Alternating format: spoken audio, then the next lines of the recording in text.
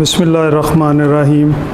रब्बी शरह ली सदरी व यस्सिर ली अमरी वाहलुल उक़दतम मिन लिसानी यफ़क़हू क़ौली। अस्सलामु अलैकुम। आज का जो टॉपिक है जिस पर हम बात करेंगे वो है मादी शहादतों की तफ्तीश मुकदमा में अहमियत। ये जो टॉपिक मैंने आपको बताया है इसमें दो अल्फाज हैं, एक है मादी शहादतें और दूसरा है तफ्तीश। मादी शहादत से पहले मैं तफ्तीश के बारे में थोड़ा सा अर्ज़ करता चलूँ कि तफ्तीश की डेफिनेशन क्या है।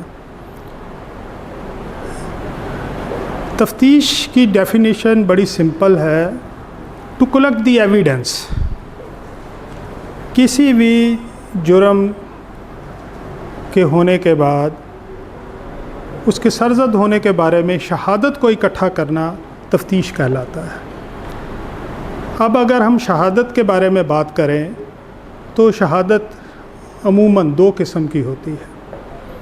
एक चश्मदीद शहादत होती है जो कि वहाँ पे मौजूद इंसान लोग अपनी आँखों से देखते हैं, और दूसरी वो शहादत है जिसको हम मादी शहादत कहते हैं। मादी शहादत मटीरियल एविडेंस या सर्कमस्टेंशियल एविडेंस या फोरेंसिक एविडेंस भी कहलाती है। यहाँ पे मैं एक कोड करना चाहूँगा। एक यूनिवर्सल ट्रुथ है कि इंसान झूठ बोल सकता है लेकिन जाए वकूआ झूठ नहीं बोल सकता। दोबारा रिपीट करूँगा कि इंसान झूठ बोल सकता है लेकिन जाए वकूआ झूठ नहीं बोल सकता। 80% ऑफ द इंफॉर्मेशन जो है वो जाए वकूआ से हमें मिल सकती है, लेकिन यहाँ पे पुलिस ऑफिसर को पता होना चाहिए कि वो जाए वकूआ से किस किस किस्म की शहादत उसे मिल सकती है, वो इकट्ठी कर सकता है और उसको महफूज कर सकता है। इस एविडेंस को वहाँ से इकट्ठे करने का मकसद क्या है? मकसद ये है कि क्राइम कमिट होने के बारे में जो असल मुल्ज़मान हैं उनका सुराग लगाया जा सके और फिर उन मुल्ज़मान को सज़ा दिलवाई जा सके on the basis of that evidence. यहाँ पे हम बात करेंगे मादी शहादत की। यहाँ दूसरा एक और मैं कोट करना चाहूँगा कि जाए वकूआ पर मुल्ज़म या तो कुछ ले जाता है या छोड़ जाता है। ये नहीं हो सकता कि मुल्ज़म कोई भी ट्रेस वहाँ पे ना छोड़े। अब एक मुल्ज़म का वकूए पे जाए वकूआ से कुछ लेकर जाना और कुछ छोड़ कर जाना, ये उसको उस वकूए से लिंक करता है। और यही हमारी बहसीयत police officer collection of evidence है और इसमें कामयाबी है। यहाँ पे एक और चीज़ मैं ज़िक्र करना चाहूँ, फर्स्ट रिस्पॉन्डर। जब भी वकूआ सरजद होता है तो अमूमन पुलिस मौजूद नहीं होती। पुलिस को इतला दी जाती है और जिसके लिए पाकिस्तान में 15 की एक फैसिलिटी मौजूद है। तो पुलिस ऑफिसर को जब भी किसी भी वकूए की किसी तरीके से भी इतला मिले तो उसको फौरी तौर पर जल्द अज जल्द जाए वकूआ पे जाना चाहिए। रीज़न बाय कि जाए वकूआ जो है वो अपनी असली हालत में मौजूद हो। आम तौर पे पब्लिक जाए वकूआ पे चली जाती है और वो जाए वकूआ को कंटेमिनेट कर देते हैं, आलूदा कर देते हैं, जिससे मादी शहादत ज़ाया होने का एहतमाल होता है। लिहाजा फर्स्ट रिस्पॉन्डर को सबसे पहले जिस कदर जल्द मुमकिन हो जाए वकूआ पे जाए और उसको कॉर्डन ऑफ करे। अब ये जाए वकूआ जो है ये इंडोर भी हो सकता है या आउटडोर भी हो सकता है, और कोई मूविंग व्हीकल वगैरह भी हो सकती है। लिहाजा उस जाए वकूआ के जहाँ पे वो सरजद हुआ है उसकी मुनासबत से पुलिस ऑफिसर को वहाँ पे एक्ट करना है। अब हम बात करेंगे कि जाए वकूआ पे कौन कौन सी मादी शहादत जो है वो मुमकिन है, जो कि कलेक्ट की जा सकती है। डेफिनेटली जब आपने शहादत इकट्ठी करनी है, कलेक्ट करनी है, तो आपको जाए वकूआ के अंदर जाना पड़ेगा। आइडियल सिचुएशन ये है कि जाए वकूआ को लोगों की आमदोरफ्त से पाक किया जाए और फिर जाए वकूआ में दाखिल होने से पहले उसकी फ़ोटोग्राफ़ी या वीडियो बना ली जाए। फिर उसके बाद जब हम जाए वकूआ में जाएंगे तो वहाँ पे हमें मुल्ज़मान के फिंगरप्रिंट्स मिल सकते हैं। आपको पता है कि फिंगरप्रिंट अल्लाह ताला की बनाई हुई एक बड़ी यूनिक चीज़ है, जो ना तो अरबों इंसान इस दुनिया में आए हैं, ना तो आज तक किसी के फिंगरप्रिंट आइडेंटिकल हुए हैं, और ना ही वो सारी ज़िंदगी चेंज होते हैं। लिहाजा फिंगरप्रिंट्स के हसूल की कोशिश करनी चाहिए। इन केस फिंगरप्रिंट्स नहीं है या शातिर हैं मुल्ज़मान, ग्लव्स पहने हुए हैं या कोई इस किस्म की सूरत हाल है, तो फुटप्रिंट्स मिल सकते हैं। ज़ाहिर है कि जाए वकूआ पर वो मुल्ज़म आए भी हैं और फिर गए भी हैं। एक भी हो सकता है, ज़्यादा भी हो सकते हैं, तो फुटप्रिंट्स भी वहाँ पे मिल सकते हैं।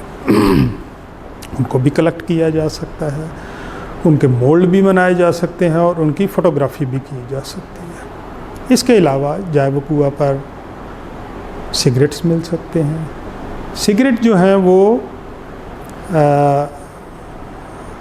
मुल्ज़मान के DNA के लिए इस्तेमाल होते हैं। वहाँ पे ड्रग्स मिल सकती हैं। मुल्ज़मान के बाल मिल सकते हैं। बाल भी जिस तरह DNA टेस्ट के लिए एक यूनिक करैक्टर रखते हैं। इसके अलावा जाए वकूआ पर रतूबतें मिल सकती हैं। रतूबत से मुराद है खून है, थूक है, मिट्टी का तेल है, पेट्रोल है, मनी के दाग हैं। तो ये रतूबतें भी जाए वकूआ से मिल सकती हैं। इनको भी वहाँ से कलेक्ट किया जा सकता है, जो कि बाद में DNA टेस्ट के लिए बहुत कारआमद साबित हो सकती है। एक्सीडेंट्स के केसेस में या ऐसे केसेस जिनमें मुल्ज़मान ने व्हीकल्स इस्तेमाल किए हैं, तो वहाँ पे टायरों के निशानात मिल सकते हैं, शीशे के टुकड़े मिल सकते हैं, और पेंट्स, गाड़ियों के पेंट जो होता है, या वैसे भी अगर नकबज़नी हो तो शीशा तोड़ के आम तौर पे की जाती है, तो वहाँ पे शीशे के टुकड़े मिल सकते हैं। ये हर एक चीज़ मादी शहादत है। इसको कलेक्ट करना नहायत अहमियत का हामिल है। वही शीशे जो वहाँ से मिले हैं, वहाँ पे मुल्ज़मान का खून भी मिल सकता है, उनके फिंगरप्रिंट्स भी मिल सकते हैं। अगर जाए वकूआ पर कोई डेड बॉडी पड़ी हुई है तो वो बहुत बड़ी एविडेंस है। डेफिनेटली उस डेड बॉडी को, अगर वो मर्डर हुई है, तो कोई ना कोई आला इस्तेमाल किया गया है, छुरी इस्तेमाल की गई है, फायर आर्म इस्तेमाल किया गया है, या कोई भी और चीज़ इस्तेमाल की गई है, तो वो बॉडी जो है वो भी एक अहम मादी शहादत है। इसी तरह इंसान जो भी जिस्म पे कपड़े पहनता है उसमें भी रेशे होते हैं, और जब दो जिस्म टकराते हैं या दो कपड़े आपस में टकराते हैं, तो एक के रेशे दूसरे के साथ ट्रांसफ़र होने का ख़दशा होता है। तो बारीक बीनी से अगर माइन्यूटली माइक्रोस्कोपिक स्टडी की जाए तो रेशे भी मिल सकते हैं। इसी तरह अगर फायर आर्म इस्तेमाल हुआ है तो होल कारतूस मिलते हैं, जिससे अंदाज़ा होता है कि कितने वेपन्स इस्तेमाल हुए हैं और किस किस्म के वेपन्स इस्तेमाल हुए हैं और उनकी ट्रेजेक्टरी क्या है। इसी तरह वहाँ से जो होल कारतूस मिलते हैं उनको जब मुल्ज़मान पकड़े जाते हैं और उनसे जब असला बरामद किया जाता है तो वो कंपैरिजन के लिए पीएफएस से भिजवाया जाता है कि क्या ये वही वेपन है जो कि जाए वकूआ पे इस्तेमाल हुआ है। इसी तरह आलाते ज़रब जो है वो भी मौके से मिल सकते हैं। कहीं ताला तोड़ा गया है, कहीं वार्डरोब तोड़ी गई है, तो वहाँ पे भी अंदाज़ा हो सकता है कि क्या चीज़ इस्तेमाल की गई है जिससे ये तोड़ा गया है। डॉक्यूमेंट्स भी मिल सकते हैं, डॉक्यूमेंट्स भी एक शहादत के तौर पे इस्तेमाल हो सकते हैं।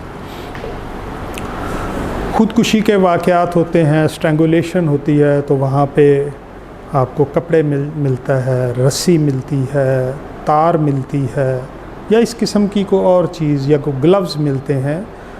कोई भी ऐसी चीज़ जो जाए वकूआ पर मुल्ज़मान के साथ लिंक करती हो वो आपकी मादी शहादत है, जो कि कल को अदालत में पेश करनी होती है, प्रोड्यूस करनी होती है। अदालत जाए वकूआ पे नहीं होती, पुलिस ने एविडेंस इकट्ठी करके उसको फाइल में कंपाइल करके आगे भिजवाना है। अब यहाँ पे दो और बड़ी अहम चीज़ों का ज़िक्र मैं आपके साथ करता चलूँ कि जो भी एविडेंस जाए वकूआ से कलेक्ट की जाती है, एक तो उसका पार्सल बनाना है, उसको महफूज तरीके से सेफ़ उसका पार्सल बनाना है और उसको सील बंद करना है। सील बंद करने के बाद एक मेमो बनाया जाता है जिसको पुलिस की ज़बान में फ़र्द मकबूज़गी कहा जाता है। फ़र्द मकबूज़गी के तहत कब्ज़ा पुलिस में लिया जाता है, उस पे 2 गवाहान के दस्तखत होते हैं और फिर वो आगे, क्योंकि अल्टीमेटली वो एविडेंस पहले Punjab forensic science authority PFSA में भिजवाई जाती है ताकि उसका साइंटिफिक कंपैरिजन हो सके और फिर लेटर ऑन वही एविडेंस कोर्ट में पेश होती है। अब उस एविडेंस का जाए वकूआ से हासिल करना और फिर उसके बाद कोर्ट तक पहुंचाने के लिए उसकी चेन ऑफ कस्टडी बहुत ज़रूरी है कि वो शहादत कहाँ से कलेक्ट हुई, बज़रिया फ़र्द कब्ज़ा पुलिस में ली गई, उसके बाद वो मुहर्रर के हैंड ओवर हुई, मुहर्रर से वो बज़रिया तफ्तीशी PFSA भिजवाई गई, वहाँ पे उसका कंपैरिजन साइंटिफिक एनालिसिस हुआ, उसके बाद वो वापस थाने में आ गई और फिर वो सदर माल खाना में जमा की गई और सदर माल खाना से वो कोर्ट में बतौर एविडेंस प्रोड्यूस की गई। इन सारी चीज़ों का एक चेन ऑफ कस्टडी बनती है ताकि ये सबूत मिल सके कि उस एविडेंस को किसी ने ख़राब नहीं किया, किसी ने छेड़ा नहीं है, वो अपनी असली हालत में है। इसी तरह जाए वकूआ का एक नक्शा मौका बनाया जाता है, आमतौर पे बिला स्केल बनता है और हीनियस क्राइम में वो बा स्केल बनता है। अब उस नक्शा मौका में जहाँ जहाँ से जो जो एविडेंस इकट्ठी की गई है उसका ज़िक्र होना चाहिए, वो मेंशन हो कि जाए वकूआ में किस किस जगह पे ये हासिल की गई है। इसी तरह लेटर स्टेज पे जब मुल्ज़मान गिरफ़्तार होते हैं, गिरफ़्तार कर लिए जाते हैं और उनसे जो बरामदगी होती है जिससे वो उस मुकदमा से लिंक अप होते हैं, जिस तरह मैंने पहले अर्ज़ किया कि या तो मुल्ज़म जाए वकूआ से कोई चीज़ ले जाता है या छोड़ जाता है, तो जो चीज़ वहाँ से ले गया कल को वो बरामद हुई तो उसका भी यही प्रोसीजर है, उसका भी नक्शा मौका बनेगा, उसको भी बज़रियाफ़त कब्ज़ा पुलिस में लिया जाएगा और उसको भी कंपैरिजन के लिए भेजा जाएगा। और इसी तरह तमाम जो भी मटीरियल एविडेंस चाहे वक़ूआ से या लेटर तफ्तीश के किसी भी स्टेज से मिले, उसके साथ यही अमल दोहराया जाएगा और इस पे अमल किया जाएगा। मकसद क्या है कि असल मुल्ज़मान ट्रेस हो सकें और उनको करार वाकई सज़ा मिल सके।